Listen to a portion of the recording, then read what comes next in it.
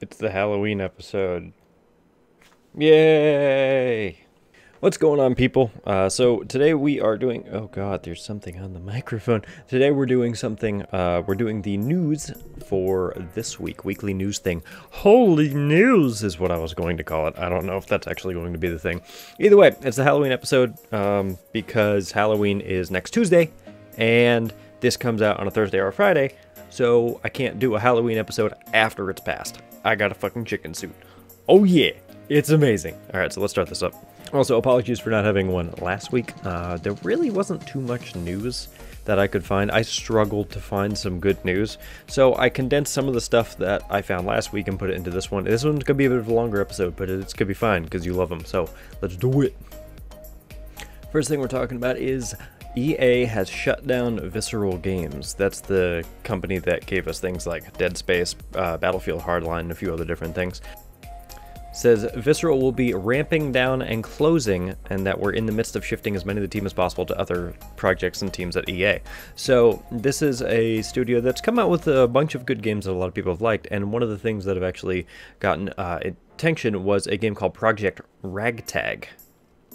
Project Ragtag was going to be a Star Wars game. They didn't really have much content coming out on it, but it was going to be essentially the main character is nicknamed Dodger. He's named to Alderaan, given the nickname after he dodged the draft into Imperial service. This dictates he stay in hiding, which allows him to access the criminal underworld. And gameplay was pretty much you were going to work for Jabba the Hutt, make enough money so you can get off that Imperial watch list. And what was supposed to be was you had like a little whip and then a blaster, which is very reminiscent of Harrison Ford, and I think the nod of Harrison Ford with as Indiana Jones, and you know, being the swashbuckler and whatnot. And the game even was said to have a swashbuckler charm to it.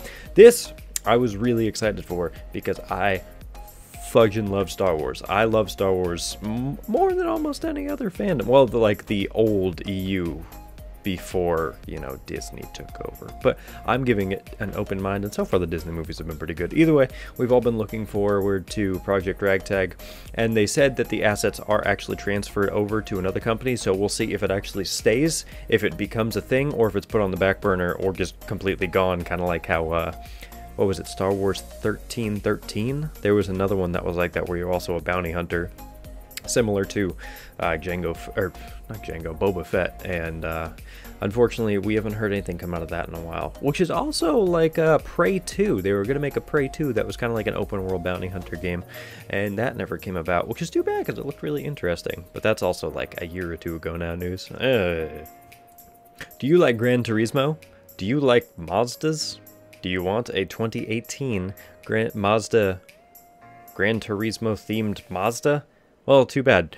So Gran Turismo made a, what is it? A $38,000, $46,600 collector's edition to the newest Gran Turismo coming out, and get this, the bundle also comes with a PS4 Pro, a PSVR headset and move controllers, a Thrustmaster TGT steering wheel, an Apogee AP1 racing chair, a Bravia 4K HDR TV, 12 months of PS Plus, and of course the game. I would hope it would come with the game, as well as the 2018 Mazda. Unfortunately, this was a single thing collection, and it's already been picked up by a game collector. But either way, this is freaking awesome. I would never do this. Like, even if I was a millionaire, I would realistically never do this. But that also comes with a bit of knowledge from cars and whatnot. I used to actually be a mechanic doing this before, and yeah. But it's really cool. I mean, if you are that type of person that either A, really loves Gran Turismo, really loves Mazda, or you're a casual racing fan who is also in the market for a new car, TV, PS4 Pro, and racing steering wheel and chair, then this was the perfect bundle for you. Unfortunately, like I said, it was already picked up. But this actually called into other interesting collector's editions, because if you remember a while back, Call of Duty actually had, I mean, they had like their little like mini fridge thing, but they were actually promoting an almost $400,000 collector's edition where they actually oh no, that was the bunker from Dying Light. Yes, so Call of Duty had the fridge, and then Dying Light had a $300 and something thousand bunker for a collector's edition where they actually set you up with a zombie bunker, which I mean, I couldn't. Like, that's way too much money to spend. Probably. Also, I mean, especially if it's going to be, like, endorsed by a gaming company. If I remember correctly, like, it was made by a professional bunker makers, whatever the hell those are, but no, I can't do that. I'm sorry. It's ridiculous. It's way too ridiculous. The car? I can take the car. I can use the car. I'm not going to go live in a bunker. I'm sorry. I'm not some doomsayer. I don't want that. But the car? Yeah, I could take. And the 4K TV. I mean, hell, that's great. But still, no. That's still not worth it. Next up, there is Animal Crossing Pocket Camp. So apparently, what we have is an Animal Crossing mobile game. Yes. It's not currently out. I know that one of my friends actually downloaded an Australian APK, I think, for it. And, I mean, hey, if you ever wanted a portable Animal Crossing, although we already have one on the 3DS and the DS, I mean, why not? This actually calls into question that they better put an Animal Crossing on the Switch. I would absolutely love that.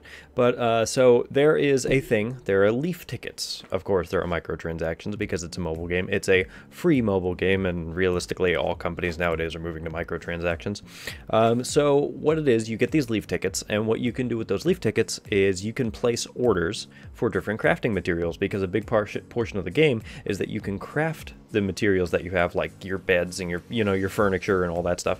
So you can actually get the crafting materials for that and put that in, which is really cool. And then there you go, you have your little catching thing, and there's an island. There's a few different settings you can go to, but that's one of the big things, is that people were saying, hey, microtransactions, why? It's an Animal Crossing game. And I understand, because it's one of those things where, I'm not a fan of microtransactions, but they're also they're all optional. Like, realistically, you don't have to buy any microtransactions. You can most likely play this game, completely never spending a single cent and just farming up the resources and all that stuff, which is really cool. I do like that there's going to be an Animal Crossing mobile, because realistically, I got a 3DS, but I don't use it. I mean, honestly, like, my girlfriend uses it way more than I do. I'm just not a 3DS player, and I guess putting this on mobile, it would, I'll play it a little bit. I'm not going to be grinding, like, every day. But this also calls into question things that came out before with Nintendo, like the Super Mario Run. There was, like, a Infinite Runner game with Super Mario, and it caught a bit of controversy a little while ago, because you could get the entire first set of levels for free, and then you had to pay $9.99 for the rest of the levels. And people were just like, just like, make the price point $9.99 instead of saying that it's free, and then all of a sudden I can only play 4 levels, and then boom, I have to pay $10 to actually pay the rest of it. Because it is misleading, honestly. It is misleading. Yes, it says in-app purchases, but it also doesn't say in-app purchases pretty much buys you the game, otherwise you're not getting anything. So hopefully this doesn't do that. Hopefully they learned from that, and if we have to use the tickets to get crafting materials, that's great. If we can farm up the crafting materials, that's great. As long as I can make a town and make a pretty little town and go to other friends' towns and have some fun and trade some cherries and do all that good stuff. That's all I care about. As long as I have the core Animal Crossing experience, I'm good. So people have been banned in Destiny 2 for using certain streaming softwares, using them in certain ways, which Destiny elaborated on. Destiny also said, the following is true. Destiny 2 cannot automatically ban you. Only Bungie can ban a player after a manual investigation, because everyone was freaking out, saying like, oh, the game's just banning me because. Yesterday, we banned approximately 400 people on PC. Bans were applied to players who were using tools that pose a threat to the shared ecosystem of the game. We did not and will not issue any bans for the use of overlays or performance tools, including Discord, XSplit, OBS, RTSS, etc. Information on the third-party applications, there's a small link, and we are overturning 4 of the bans that were issued on the PC beta. So, they at least know, like, what's going on, and they understand they're trying to fix it, which I thought it was kind of weird, because it's saying, you know, you can't use third-party applications, but what happens is with using like XSplit, OBS, and all those extra things, you have to use them in certain ways, and they even, in their little help thing, they even outline how you're supposed to do it. So, game capture mode of applications such as OBS and XSplit is not supported. The following methods are supported for capturing video of Destiny 2, which, if you're unfamiliar, I'm using OBS myself, like to record this right here, and pretty much what it is you can you just open a source, and then you choose what you want it to be, either game, display, window capture. Game capture obviously captures games. Window capture or window capture obviously captures a window, such as a single instance of Chrome or something like that. A display capture captures everything on the monitor. And so with this, it says to capture while playing in exclusive full screen, hardware capture through methods such as Elgato, AverMedia, or a dedicated streaming PC is supported. NVIDIA Shadow Play and AMD Relive are supported, which is what people have always been using to record all the consoles. But then again, this is the first time Destiny was on PC, so that also doesn't really help it. To capture while using in windowed mode, including borderless full screen, OBS and XSplit screen capture is supported, and window capture is supported. However, game capture is not supported, which I don't know if that does something different in terms of like what a developer can see. I don't know like the hardware or the technical specifications on why that does, but as long as if you're going to be streaming Destiny 2 on the PC, just use screen or window capture and just keep it in windowed or borderless full screen, which I know some people are, you know, on that. I personally love windowed mode because I can bounce back and forth between things, because certain games, like if it's full screen, you have to tab out and then it like drops the game down and then it messes with a whole bunch of stuff. So if you're going to be streaming, just use those type of methods. All right, so I think that we'll put a little section here for any of the new releases that come out, because, you know, people are looking forward, and realistically the new releases this week are probably going to be the biggest releases of the years. One of. Super Mario Odyssey, obviously, comes out tomorrow or today, depending on whenever it is I can get this uploaded. Super Mario Odyssey got a 10 out of 10 on almost every single review I've seen. 9.5 or 10 out of 10 out of just about every review I've seen on something like 30 or 40 different review boards. I'll be playing it and streaming it probably next week. This week or next week, but you know, I can't give you an honest review because I haven't played it yet. But either way, everyone's looking forward to it. I mean, let's just be honest. Nintendo did incredibly well with Breath of the Wild with an open world Nintendo game, and now they're doing another open world Nintendo game, an open world Mario game, and everyone is just expecting this to blow the frickin' roof off. I am too. I personally am going to get it downloaded or ordered or whatever it is tonight, and I'm really excited. I'm so frickin' excited for this game. Assassin's Creed Origins is another one that's coming out, which isn't the Assassin's Creed game set in the Egyptian universe, and it's got about like an 8 to 10 rating depending on where it is you look for. There was some controversy surrounding it because the game has loot crates similar to Shadows of War and a bunch of other single player experiences that have been coming out, which I kind of like mirror in the whole Animal Crossing thing. It's kind of like having like those leaf tickets or whatever microtransaction thing it is. Loot crate, as long as, okay, if the game has loot crates and they're completely optional, then I am absolutely fine with it. I don't care. Because if the devs need to make extra money, then the devs need to make extra money. Hey, it costs money to make video games, especially AAA titles. And that's why you don't see loot crates in indie titles, because, like, realistically, loot crates can either, you know, make a game or break a game. And if you're an indie dev and you don't have a lot of money and a lot of publicity, you don't really want to put something that's controversial in there, because, you know, that could just completely ruin the game. With the AAA titles, however, they are afforded much more, you know, freedoms, so to speak. And the loot crates, like I said, as long as it's not affecting the main game, as long as it's not affecting the gameplay. If it's, you know, if the loot crates give you skins, okay, great. That's what Overwatch does. You can get skins, you can get sprays, you can get, you know, you can just get coins to buy things and all that. Yeah, fudging go right for it. A lot of people were saying that the Shadow of War loot crates actually weren't that bad and they were entirely skippable. So that's good to know. Like I said, I haven't played that myself.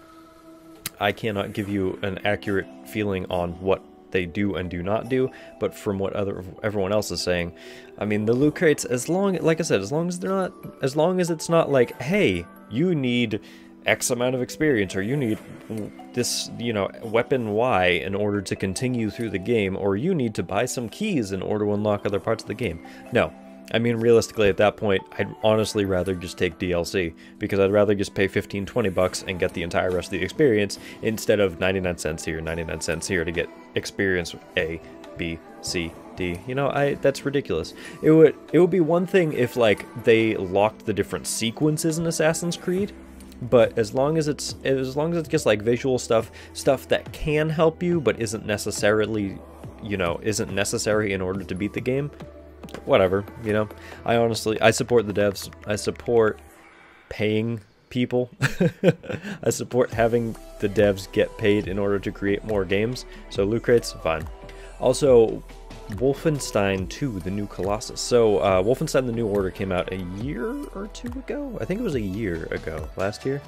And it came out to critical success. Everyone loved that game. Even one of my buddies, Geb, who doesn't really like shooters at all, absolutely loved that game. He said because, you know, you could go for a definitive stealth experience in something similar to, you know, like Dishonored or something like that, which is not something you expect when the game is marketed as being able to bash Nazis in the head with shovels and things like that. But Wolfenstein 2, if you like the new Wolfenstein experience, like the first game, then from what everyone's saying, it's a 9 out of 10, 10 out of 10. Like, just go get it. Don't even think about it, just go get it. Also, the devs actually said that they didn't want to add multiplayer at all to it because they didn't want to water down the single player experience, which is incredible in this day and age because everything has multiplayer. You go onto forums, you go talk to your buddies, they're like, oh yeah, multiplayer, multiplayer, multiplayer, multiplayer. Like, multiplayer is fun and good, but it can't, you know, if you have multiplayer, then at some point, in order to make a good multiplayer experience, you're still going to have to detract just a tiny bit from the single player experience. If you have a game that is solely 100% one thing, 100% multiplayer, the devs can 100% focus on multiplayer, or, you know, single player. If it's, you know, single player and multiplayer, then they have to divide their work up, and it cannot have as good of quality. But then again, you know, that's a lot of people's arguments have been, the counter arguments to that has been that, you know, they can just handle it. But I personally don't like multiplayer. I play multiplayer games, like I've been playing the shite out of Ark, but I do not like multiplayer. I am a PvE player through and through. I don't really like MMOs. I don't like PvP at all. You know, when I was younger, yeah, like I'd stay, you know, me and my buddies would play Call of Duty all freaking day on multiplayer. Just killing people. Great. I can't do that anymore, man. I just want to play things by myself, realistically. I just want to play stuff and not have to worry about shit with anyone else. So, yeah, I'm just happy that it's going to be a single-player experience. I'm going to definitely pick this one up because a lot of people said it was just... the first game was just freaking phenomenal. So, I'm totally for that. So, now on to stuff that I like. So, Ark Aberration is the new DLC coming out for Ark Survival Evolved, which I've been playing the metric shite-ton out of. I freaking love it. So, say what you want about the game. A lot of people give it mixed reviews. Some people say it's great, some people hate it. You know, when it came out initially, it was a rocky start. It was unoptimized as hell. I couldn't, on my then God PC, I could not get that game running at all. And I hated it. I swore off of it for, you know, was it 2015, 16, for 2 years. And then eventually I picked it up and I was like, you know what, let's try it. And my PC can now run it fine, and it's beautiful. I love the game.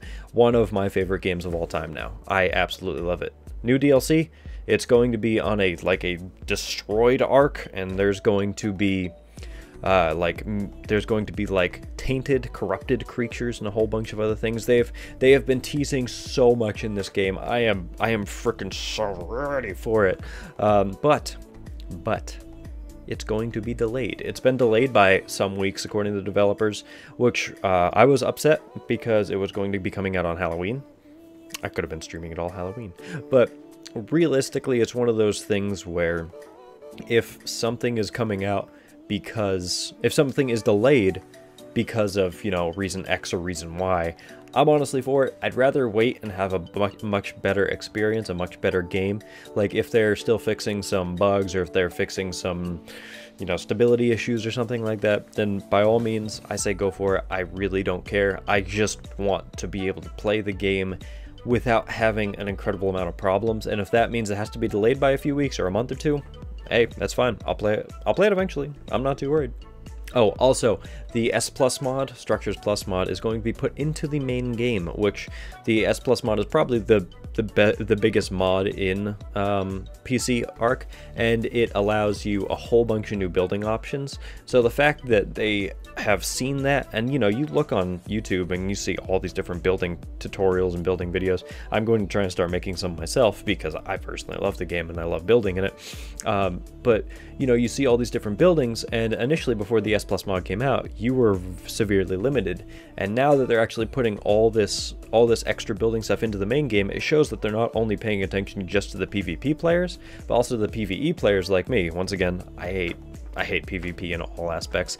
I don't want to spend, you know, 2 weeks grinding up resources to build some great big structure just to have someone come and, you know, destroy it in 5 minutes because, oh, that was funny, you know?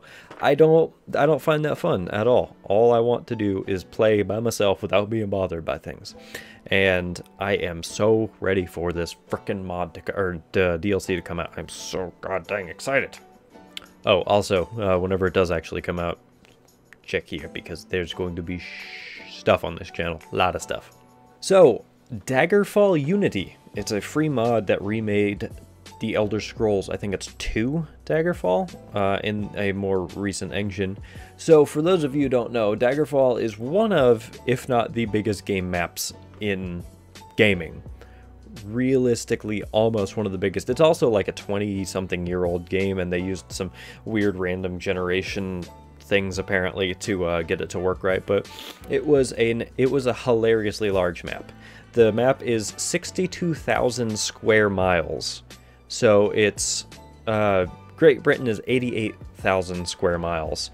So that's, I mean, think about that. A game literally almost the size of Great Britain. About like what? A little under 2/3? Or, as another interesting comparison, Oklahoma, the state I just moved to, is 69,000 square miles. Also, I found out that Cambodia is the size of Oklahoma, which is weird. But yeah, so this game is roughly the size of the state I live in, and they have made a remake of it. I don't know if the remake actually is just going to also use like random generation like the original game did.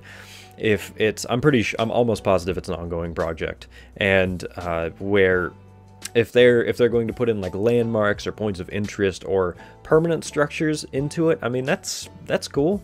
I realistically will never touch it. No. Until a new Elder Scrolls comes out, I'm good, you know? And, you know, all the memes about, hey, let's port Elder Scrolls, or let's put Skyrim on something else. Oh, it's coming out on the Switch. Next, it'll be coming out on the on your phone. And then after that, it'll be coming out on a TI-84. You know, I'm good. Until the next Elder Scrolls comes out, I'm done. Because realistically, I have way too many games I want to play and not enough time as it is. I don't want to sink another 100 hours into something. And Daggerfall didn't have fast travel. There were no silt striders like in Morrowind. There is no fast travel like in Oblivion or Skyrim. It was, you had to get all the way across the map. So, no mounts either. I don't think there were any mounts. I don't think I ever played Daggerfall when it came out or now.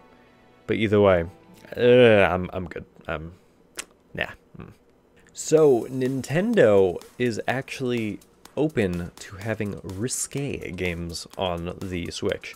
As in this press release, Nintendo company is encouraging some producers of violent or risque video game makers to provide content for the Switch console in an attempt to shed its light as a maker of devices just for families, which realistically in this day and age, gaming companies like console makers, if you're only geared as family, then you're not gonna do good.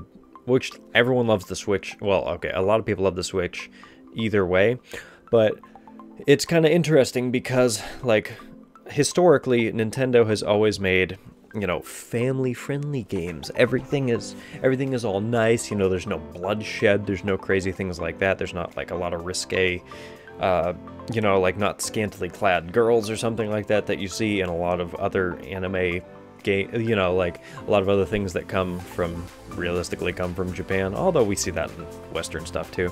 But either way, people are excited.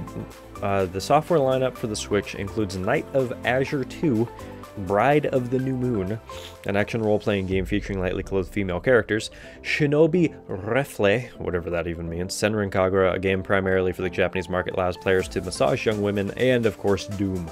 Honestly, I'd play that foop out of Doom on the Switch. That'd be amazing. I'm interested to see where this goes. I mean, if this leads other, maybe more third-party developers to put stuff on, possibly. There's also another one. Inti creators said last month they would release Galgun 2 for the Switch, which I thought, oh yeah, in the game players try to hit young women with pheromone shots. I honestly thought that was like a hentai game, but okay, whatever. Don't tell Nintendo. Let's just have some hentai games on the Switch, right? But either way, it's cool to see that Nintendo is finally moving forward a little bit. Now, if only they get rid of their, you know, archaic laws on YouTubing and streamers and all that stuff. Let's do away like with the partnership program and just let us play games. It'd be nice. We don't have to worry about copyright flags. Ugh. All right, another thing, Microsoft is actually done with manufacturing the Kinect. So back in 2010 was when the Kinect came out, and everyone was incredibly excited because they had this little like tech demo where this girl was walking with this kid, and he was talking back and forth, and it was actually responding well. It didn't actually end up working that way, and for a lot of games, like, it just kind of didn't work well. But from what a lot of people were saying, one reviewer actually said that the Kinect has been the single most influential piece of hardware outside of the iPhone, which that's a pretty big claim. Technologically, it was the first consumer-grade device to ship with machine learning at its core, and apparently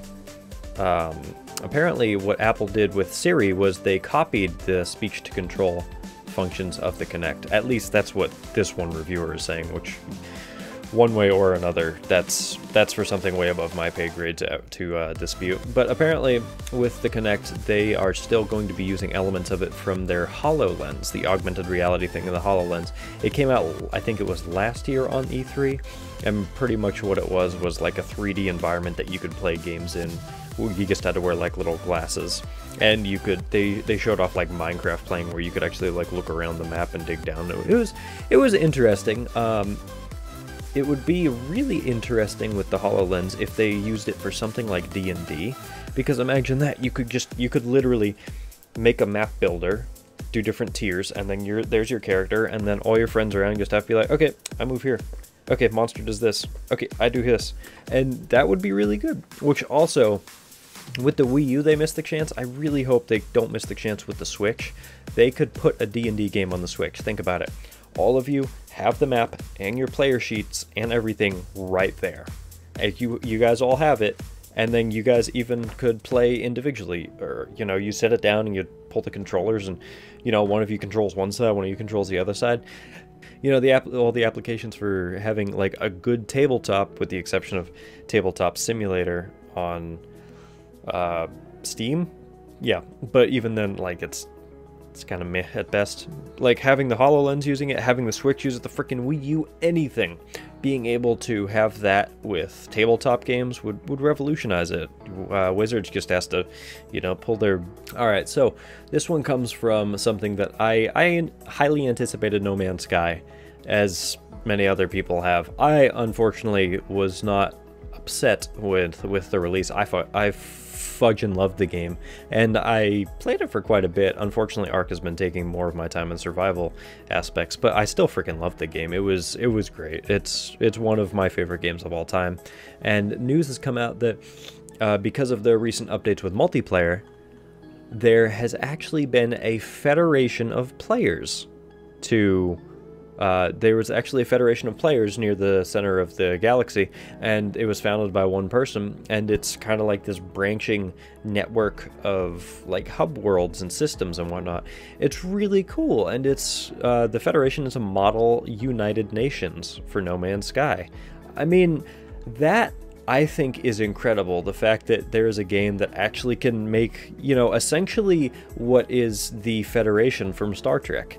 I'm really, really impressed, and there's actual bodies of government and things like that, and there's been some infighting and a little bit of political stuff with that, which I'm not getting into, but I just find it really interesting that in this game, people actually did what I kind of expected and hoped they'd do, which is make a literal government and a whole federation of systems inside No Man's Sky, which I'm sure people could jump into or not. And seeing as how big the game is, you got to remember all the estimates and whatnot for how long it would take to actually explore everything.